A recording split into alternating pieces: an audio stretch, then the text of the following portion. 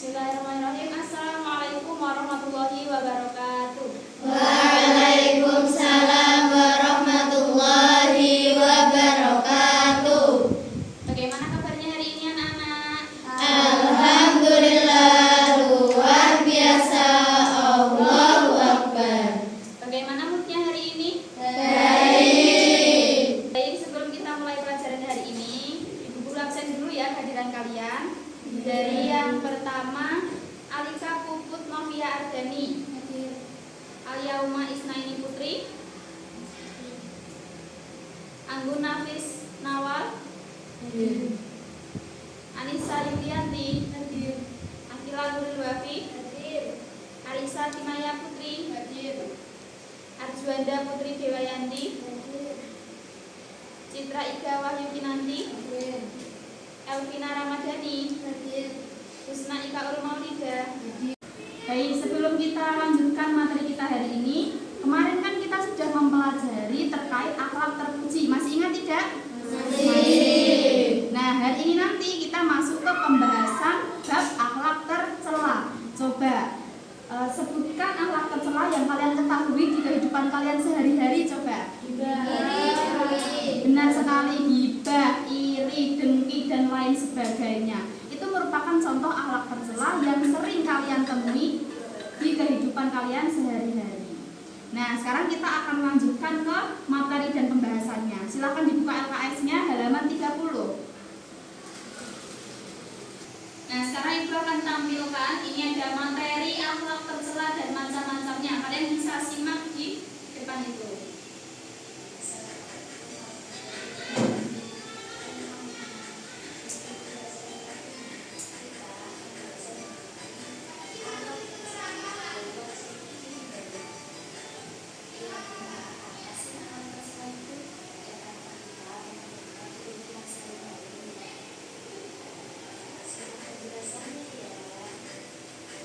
Nah, ini ada akhlak tercela yang wajib dihindari.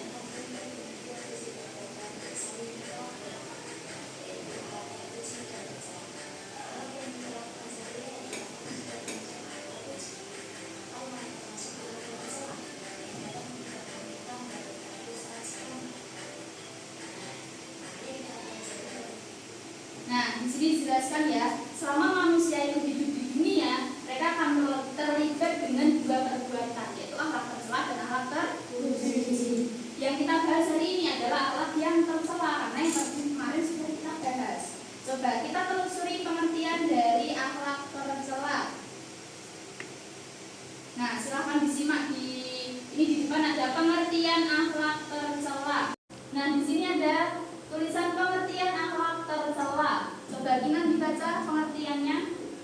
Pengertian akhlak tercela. Akhlak tercela atau akhlak mazmumah adalah perbuatan, perkataan, sikap, dan tindakan yang tidak sesuai dengan syariat Allah, akal, dan fitrah yang sehat. Sebagai seorang muslim, sudah seharusnya kita menjauhi akhlakul mazmumah, karena selain memberikan dampak positif dalam kehidupan manusia, akhlak mulia juga merupakan salah satu perintah dalam ajaran agama Islam. Nah, dari pengertian akhlak tercela ini bisa kita simpulkan bahwa akhlak tercela itu kan bisa disebut dengan akhlakul mazmumah. Kira-kira itu baik atau tidak? Tidak. Kalau tidak baik berarti boleh tidak dilakukan di kehidupan sehari-hari? Tidak boleh. Tapi dari kalian masih banyak yang melakukannya mungkin? Masih. Nah, nanti setelah itu, setelah kita belajar berarti semua harus refleksi dan kita bahas apa saja toh jenis-jenis dari akhlak tercela tersebut. Bisa disimak ya di sini.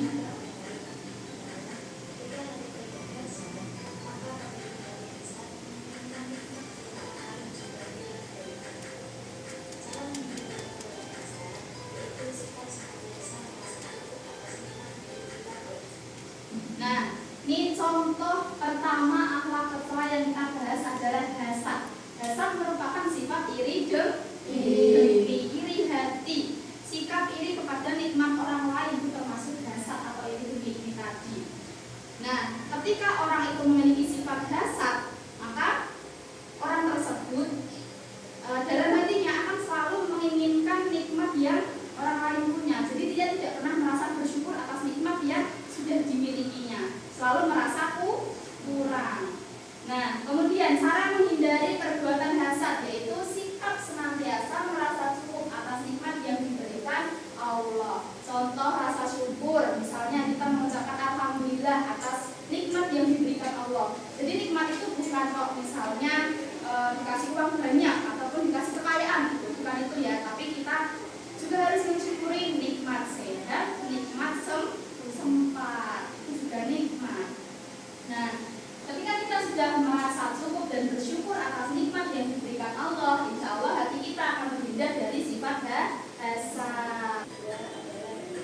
ini merupakan contoh akhlak tercela yang kedua. Silakan disimak dulu.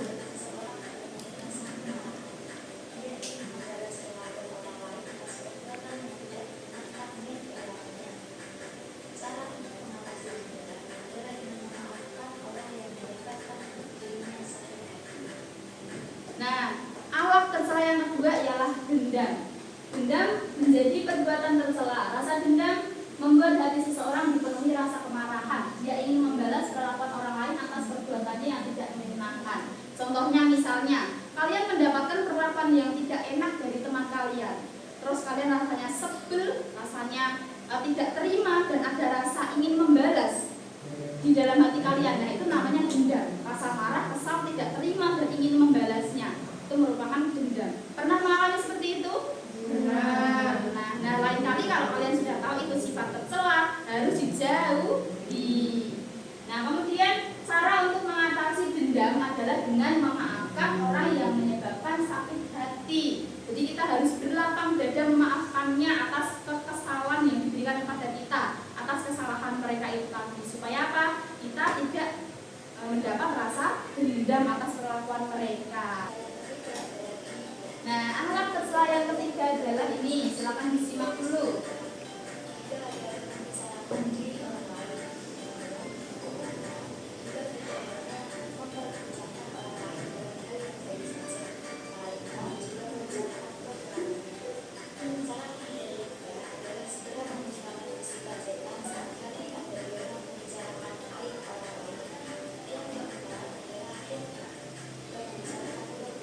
Nah, yang ketiga ini tadi kan ghibah. Ini adalah fenomena yang sering kita temui di kehidupan sehari-hari. Kalian pernah menggibah? Pernah. Sering? Sering. Yang ghibah itu apa kalau kita telusuri coba? Ghibah adalah perbuatan yang mencakup yang cukup sulit Nah, ghibah adalah perbuatan yang cukup sulit dihindari setiap orang, karena biasanya emang dari mayoritas orang-orang itu melakukannya setiap hari, setiap waktu. Ghibah adalah membicarakan diri orang lain, namun umumnya ghibah tidak hanya memperbincangkan orang lain dalam hal baik saja, melainkan juga kekurangannya. Nah, ini ketika kita sudah tahu ghibah itu akhlak tercela dan tidak boleh dilakukan, maka kita harus menghindarinya. Karena dia kan kalau ghibah sifatnya itu tidak hanya membicarakan hal baik, tapi juga membicarakan hal-hal buruk tentang orang lain, membicarakan kekurangannya. Nah, itu juga tidak boleh. Kemudian cara menghindari ghibah adalah segera mendustakan bisikan setan saat hati ada dorongan membicarakan aib orang lain. Berarti bisa kita simpulkan bahwa orang yang menggibah itu mendapat bisikan dari setan. Makanya kalian jangan mau ya kalau dapat bisikan dari setan, ayo ngomongin orang ini kayaknya buat gosipnya. Jangan mau. Nah, kalian harus menghindarinya dengan cara tidak usah dihiraukan bisikan-bisikan itu. Aku tidak mau ini membicarakan orang lain karena itu sifatnya dosa, tidak baik seperti itu. Kira-kira bisa dipahami? Bisa. Nah, ini silakan diperhatikan. Contoh akhlak tercela yang keempat.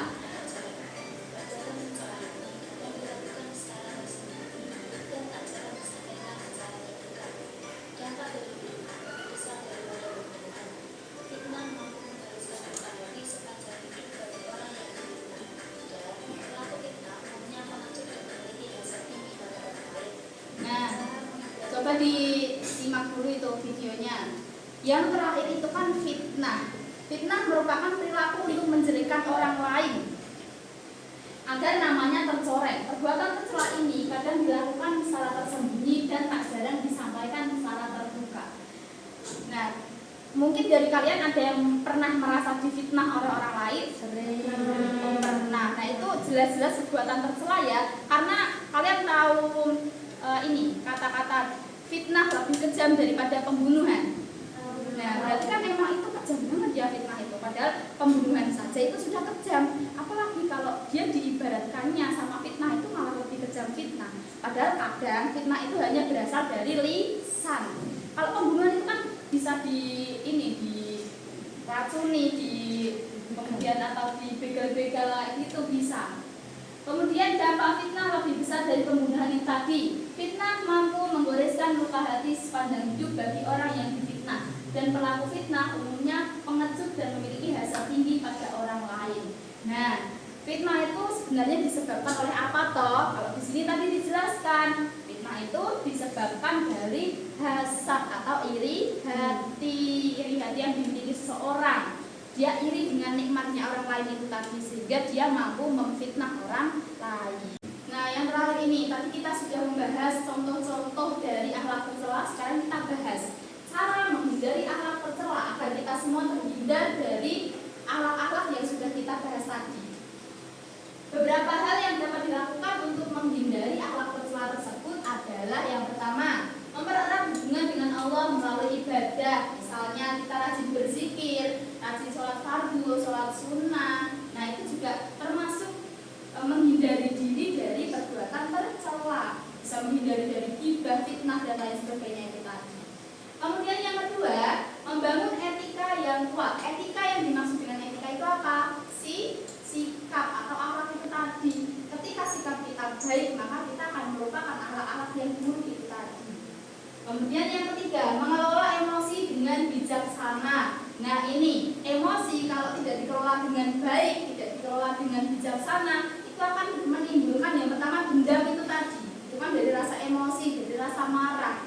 Kemudian dia akan menimbulkan sikap dendam, fitnah dan lain sebagainya. Kemudian menentukan nilai-nilai pribadi. Ketika kita tahu, sikap ini tidak cocok untuk diriku. Nah, ketika kita tahu nilai pribadi kita tidak akan melakukan hal-hal tercela yang dilarang oleh Allah. Dan yang terakhir, berkelompok dengan orang-orang yang berprinsip. Jadi ini ketika kalian berteman, kalau teman kalian ngajak ke perbuatan tercela, itu kalian tidak boleh mau, harus memegang prinsip bahwa aku tidak boleh melakukan hal-hal yang dilarang oleh Allah. Kira-kira bisa dipahami? Bisa. Baik, dari materi yang sudah kita bahas bersama ini, apakah ada pertanyaan dari kalian? Saya mau bertanya. Ya, Anggun boleh. Kalau saya mau balas dendam karena saya sakit hati, gimana? Sakit hati ke siapa? Nah, Oh, kamu mau balas dendam karena sakit hati ke teman kamu gitu? Oke, jadi gini, ketika kalian mau balas dendam karena misalnya sakit hati atau marah ke teman kalian karena perbuatannya misalnya ya, nah itu kan dendam tadi termasuk akhlak tercela yang sudah kita bahas. Berarti sudah jelas tidak boleh, karena apa? Dari dendam itu tadi nanti kamu akan merasa memiliki rasa bermusuhan dengan orang yang ingin kamu kasih balas dendam itu tadi. Jadi lebih baik kalau saran dari saya, sedikit demi sedikit maafkan orang yang telah membuat kamu sakit hati itu tadi. Maafkan teman kamu, maafkan perbuatannya. Nah, rasa ingin balas dendamnya kamu pendam saja, diganti dengan maaf yang lebih besar.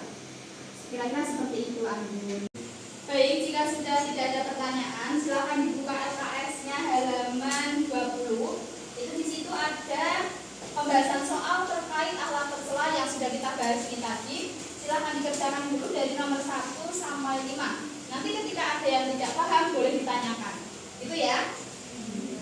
Silakan dikerjakan.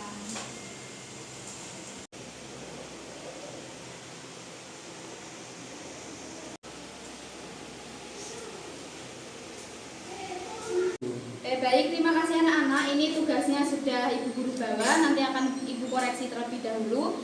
Nah, dari materi kita yang telah kita bahas sama soal-soal yang telah kalian kerjakan, kita bisa menyimpulkan ya bahwa memang akhlak tercela itu tidak boleh dilakukan di kehidupan sehari-hari, harus dihindari itu tadi. Nah, ini tugasnya saya bawa dulu. Jangan lupa di kehidupan sehari-hari kalian harus menerapkan apa yang kita pelajari hari ini. Misal nggak boleh ghibah ya, dikurangi ghibahnya. Tidak boleh balas dendam ya, dikurangi rasa marahnya, rasa emosinya. Begitu ya. Nah, dari saya cukup sekian, kurang lebihnya mohon maaf. Wassalamualaikum warahmatullahi wabarakatuh.